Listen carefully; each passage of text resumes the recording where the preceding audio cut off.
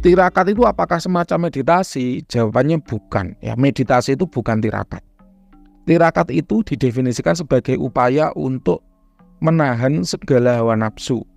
Nafsu makan, nafsu amarah, nafsu tidur, nafsu seksual, nafsu untuk berbicara, nafsu untuk pamer, dan lain sebagainya. Itu tirakat.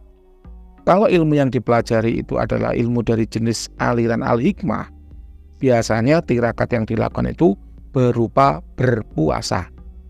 Selama berpuasa dia ngapain? Wiritan, membaca mantra atau doa atau asma yang sedang dia tirakati. Itu kalau al-hikmah. Sedangkan kalau untuk aliran-aliran lain non al-hikmah, itu biasanya tirakatnya seperti apa? Biasanya dengan bertapa, karena konsep bertapa itu mirip dengan puasa. Orang bertapa tidak makan, tidak minum. Orang bertapa tidak ngomong, diem. Orang bertapa menyendiri, menjauhi keramaian, berarti jelas tidak sombong, tidak pamer. Orang bertapa tidak kumpul dengan istrinya, tidak berhubungan seksual. Orang bertapa tidak marah-marah, mau marah sama siapa, bertapa sendirian, kan gitu. Jadi konsep tirakat itu menahan segala hawa nafsu, jadi bukan meditasi. Nah, selama orang bertapa ngapain aja? Mendekatkan diri pada Sang Pencipta, kepada Tuhan atau junjungan yang dia sembah, sambil membaca mantra yang dia sedang tirakati. Sebelum tirakat, apakah ada pembimbingan dulu? Ya pasti. Orang tirakat kan pasti ada gurunya yang ngajari. Dan apakah ada bacaannya? Ya jawabannya ya iya.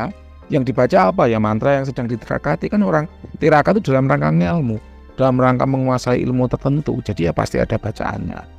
Lomba nggak kalau saya tirakat tapi tanpa sedang bertujuan, ya tanpa sedang bertujuan menguasai ilmu tertentu bagaimana? Ya boleh-boleh aja. Lalu apa yang dibaca Mbah? Biasanya wirid, ya dzikir, mendekatkan diri pada Tuhan.